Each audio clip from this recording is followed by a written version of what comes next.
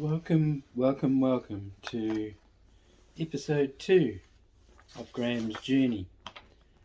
I had already done an episode 2 and posted it, but due to some comments from a few people, I decided to unpost it, and I'm redoing it, and I'll be putting some more bits and pieces in from that original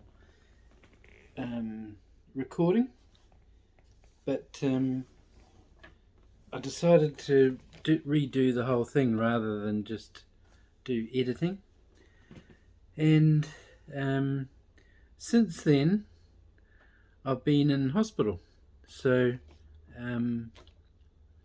rather than calling this Graham's Journey, I might have to change it to Journey to Recovery, because last week when I was thinking about redoing this episode 2, I was sitting there watching TV and something unusual happened. I can't really describe what it was, but it was sort of like I got a sudden cramp in the neck, or just something changed, and I thought, oh, what was that? And when I looked at my hand was just all floppy like that. I couldn't lift it up like that. It just hung there like that and wouldn't do anything. And I tried to straighten it up with my other hand, but it would just fall down again. And that was somewhat upsetting. And because of another good friend of mine had a stroke, I kind of knew what was involved in getting a stroke and what I should do about it. So the first thing I did was call an ambulance, and I also rang my friend who lives 2 or 3 doors away, 3 to be exact, and he came up along with a lady friend of his that was at his place at the time, and they both came up, and he directed the ambulance to my place, and the young lady brought some moisturising cream with her and massaged my hand, and she said that will help make sure all the nerves in my hand will recover as quickly as possible. I don't know if she's right or not, but as you can see, my hand does move quite well. So the initial shock of having a what do you call it when your brain goes dead? Of having a I can't even think of the word. What is it when your brain stops working? Wow, I can't even remember the word for it. Isn't that terrible? Okay, so maybe I have had a... See, it won't come to me. What is the word for... you have a heart attack, or you have a brain... You don't have a brain attack, do you? No. Anyway, whatever it is you call it,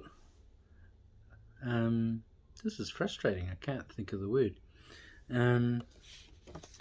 Whatever it is I had, I ended up taking to hospital, and they determined that I had a that I had whatever it is that I had that stops the brain from working and stopped my hand from working. And when I first went into hospital, I could not do that. I could not lift my fingers out like that. It just hung there like that. It wouldn't do anything. So that was quite scary, because I thought, oh, I'm never going to be able to drive again. So I won't be able to drive Rosa anymore, especially as Rosa's a manual and I'd have to use my left hand to change gears with. So that was a little bit upsetting. and just before I had that brain problem, I had caught COVID. So I had COVID-19, and I tested positive for it with a rat, a rapid antigen test. And so when I went into hospital, not only did I have that brain problem, it'll come to me eventually. Yeah, it will come to me. I'm sure it will. I had COVID-19, so nobody wanted to get close to me in the hospital. So to come into my room, the good thing about it is I got put in my own private room because I had to be isolated from everybody else. But the trouble is, every time a nurse wanted to come in to see me to do something, they had to get they had to get dressed up in their PPE gear, which they found very annoying because it's quite a procedure for them to get all completely dressed up and covered before they could come in and see me.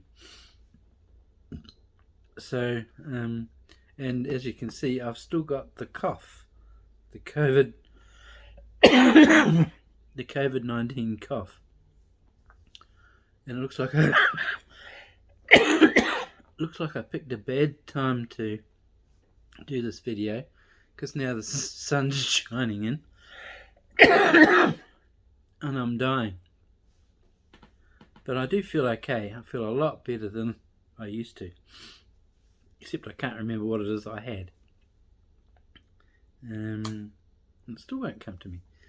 So that's what happens when you have a you know what in your brain. Now I'm going to be talking about my journey to recovery, which is this is some literature. I might have to stop this video altogether, start again. So but then again, at least you can see that it's genuine. So I had a couple of people called OTs, occupational training, and of course I said to them, I don't have an occupation, I'm retired, I'm a pensioner. I said, no, your occupation is living.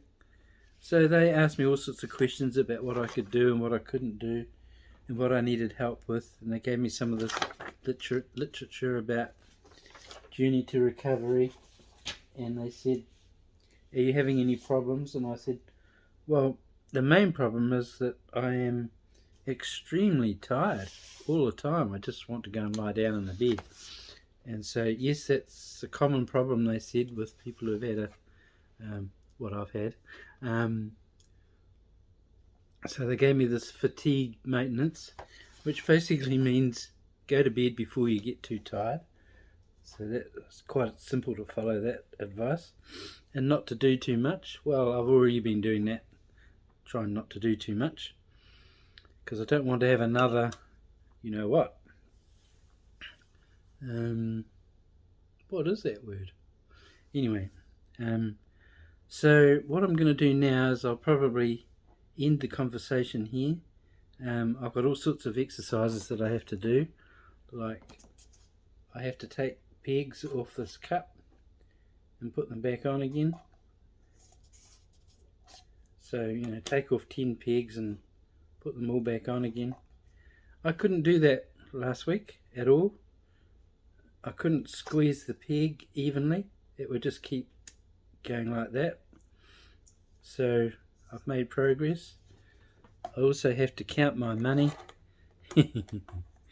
So I have to put a whole lot of coins on the tabletop and pick them up and stack them, and that's extremely difficult. But I've been home since Friday, and it's now Sunday, so no, it's Saturday today. See, I'm even losing track of my days. But anyway, I've only been home a few days, and my hand is starting to work already. I couldn't do that a couple of days ago. I couldn't do a thumbs up, and I couldn't give somebody the finger. that's pretty distressing. So at least I can do a thumbs up now. And I have to keep doing these exercises, and I've got this special gloop. Well, I call it gloop. I'm just getting it now. It's this stuff here, and I've got to squeeze it and exercise my hand like that to build up the strength in my fingers. I am actually still quite strong in that hand. In fact, even when I couldn't move my hands like this, if I wrap my fingers around the rails on the side of the bed, once I grabbed hold of something, I could pull it very strong. But it was the actual opening of my fingers and closing is what I couldn't do. So, it's come to me. I had a stroke. I don't know why they call it a stroke. That's what you give a cat. And I've got a cat here somewhere. I just let her in the front door and she went straight out the cat flap at the back. So she doesn't want to stay with me. But you'll see lots of pictures of Tinkerbell.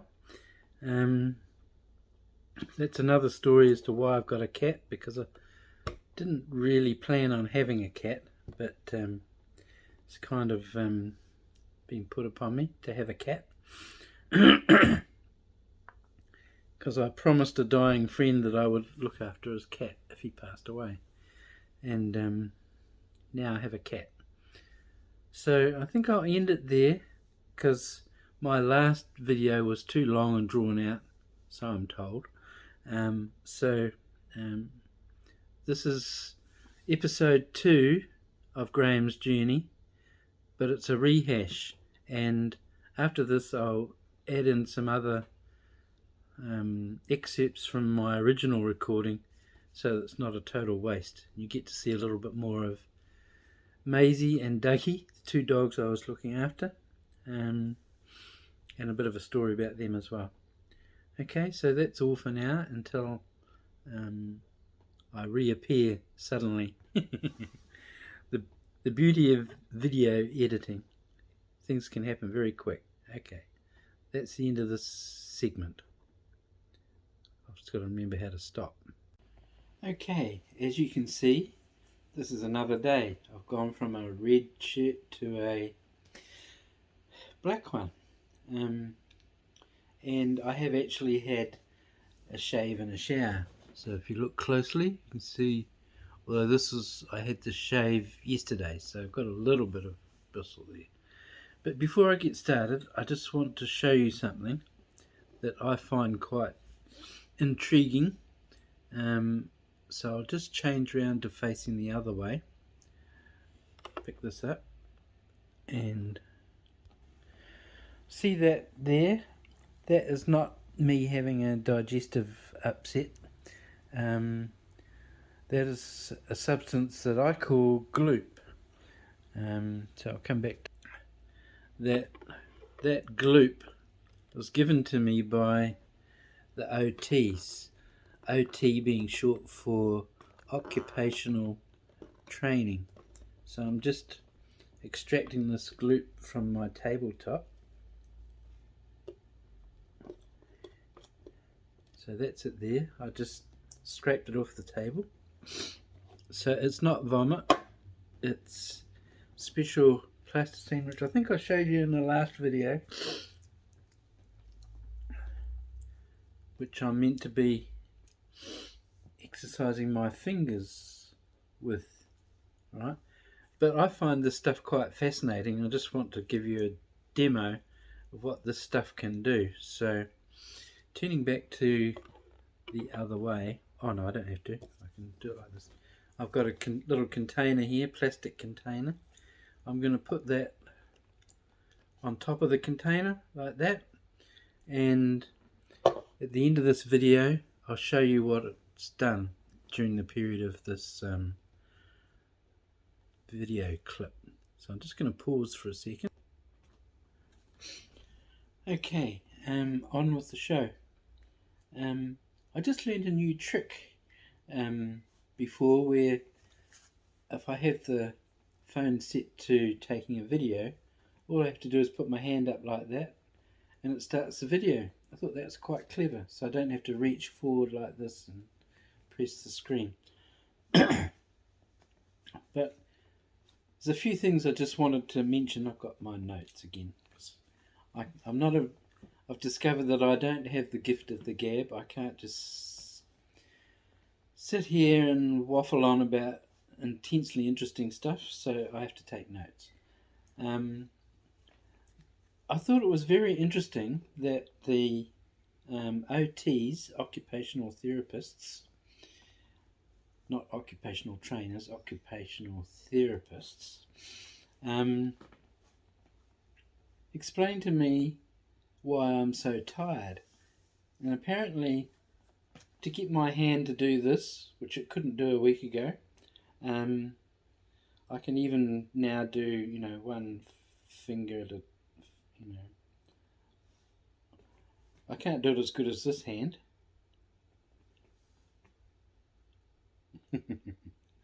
But I can do it.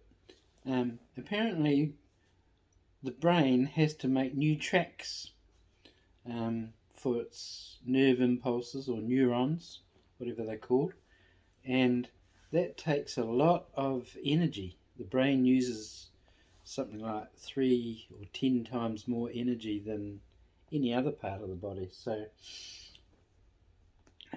the OTs explained to me that's why babies need to get a lot of sleep, because everything they do, just reaching out and grabbing hold of your finger, is their brains have to make a whole new track in order to accomplish that and to be able to do it again next time they want to do something. So every time a baby learns to do something new or different, it's had to make a new set of neurons in the brain in order to accomplish that and to be able to do it again the next time it wants to do it. So I just thought that was an interesting tidbit that I would share with people. And what's the next thing on my list? Oh yes, I went to hospital, I think it was a Wednesday, and I was released from the hospital only about 3 days later. I think it was a Friday that I came out. Well, I might have gone in on Tuesday and come out on Friday. I'm still getting my days all mixed up. I was released from hospital on the 14th, and it's now the 26th. So it's been 12 days that I've been at home. But I was quite shocked because I thought I'd be in the hospital for weeks, with my hand that was just that's all it would do. It was just flop like that. And after a couple of days, the nurse came in and says, "Oh, we'll probably be sending you home tomorrow." And I'm like, "What?" Can't believe that. Obviously, they don't want me to stay in the hospital for too long, so I'm taking up a whole bed. But yes, I was released very quickly, and they had a needs assessor come round to decide whether or not I would cope with living at home alone. And she said someone would come round on Saturday morning, which is my first day at home, was Saturday, and cook breakfast for me if I wanted it. Now, I don't know whether I actually said I wanted it or not, because I wasn't that keen on someone coming into my messy house and cooking breakfast for me, which I think I could do myself anyway. But the upshot is nobody turned up anyway, so... And I can make my own coffee, but of course I shouldn't be using my right hand. I should be using my left hand to hold my coffee, which I can do, but it's just a little bit more stressful to do it with my left hand. Alright, but that's the other thing that OT said to me. Don't let your right hand take over your left hand's duties. If you're going to do something that you would normally do with your left hand, do it with your left hand. Don't let the right hand take over. That's quite difficult sometimes because, you know, you don't feel like picking up a cup of coffee. I feel a little bit unsure that I can do it without spilling coffee all over myself. So I tend to use my right hand. All right.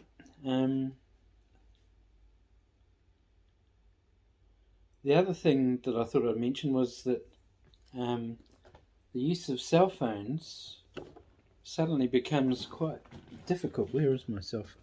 Oh, my cell phone is looking at me at the moment. But I've got another cell phone here which I can demonstrate with.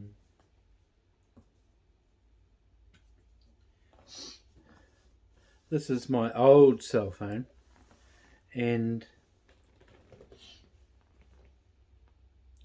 the trouble is when you're wanting to text or send messages or anything, you know, I can do all the typing with my right hand or right hand finger, but when you're holding the phone you tend to hold it with your fingers, and I can do it with my right hand. With my right hand, you know, you can hold the phone with just the tips of your fingers, but when your left hand's not working properly, that's extremely difficult to do. So you tend to hold the phone like that, and these fingers here tend to touch things on your screen that you had no intention of touching. And the first night I was in hospital, the nurse came in to my room, which was a right pain for the nurse because she had to put on all this protective gear and a mask and all that stuff. She came in and she said to me, "Are you all right, Graham?" And I says, "Yeah, why?" She says, "Oh, we've had a phone call from your friend Kath, and you've rung her at 11:30 at night, but didn't keep talking, or didn't talk at all, and she's worried that you might be trying to get hold of her and there's something wrong." I said, "Oh, no, I was probably trying to send somebody a text, and my fingers accidentally touched her name and rang her late at night." So that's one of the problems with having a stroke. What used to be quite a simple thing like holding your cell phone becomes extremely difficult. I can hold the phone, but if it's turned on, you touch stuff that you don't want to touch, and things happen. And even if you're trying to send a text, you know, your phone does things you don't want it to do because these useless fingers are touching stuff that they shouldn't touch. Very frustrating. So just thought I'd mention that for anybody who's interested, or anyone who perhaps has a friend who has had a stroke and is in hospital or in a rest home. There are a lot of things that we find quite easy to do become extremely difficult if you have a part of your body that's not working properly.